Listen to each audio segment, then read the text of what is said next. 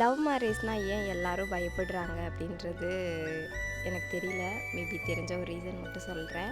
So first ப்ரெக்னென்சிலேருந்தே எல்லாருக்கும் அவங்களோட குழந்தைய பற்றின பெரிய ட்ரீம் இருக்கும். இப்படியெல்லாம் வளர்க்கணும், இந்த மாதிரி படிக்க வைக்கணும் அப்படின்னு சொல்லிட்டு.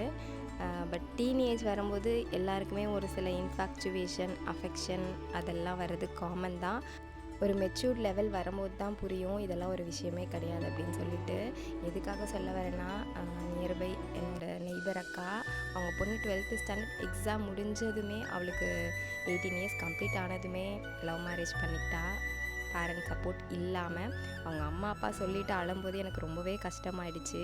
18 இயர்ஸில் வந்து எந்த அளவு ஃபேமிலியை லீட் பண்ண முடியுன்றது எனக்கு தெரியல. பையனுக்குமே அந்தளவு மெச்சூர் லெவல் கிடையாது. என்னை பொறுத்த வரைக்கும் லவ் மேரேஜ்ன்றது தப்பெல்லாம் கிடையாது. பிகாஸ் வாழ போகிறது 2 பேர் சம்மந்தப்பட்ட விஷயம். அதை பேரண்ட் சப்போர்ட்டோடு பண்ணுங்கள் அப்படின்னு தான் நான் சொல்லுவேன். வீடியோ பிடிச்சிருந்தா லைக் பண்ணுங்கள். தேங்க்ஸ் ஃபார் வாட்சிங்.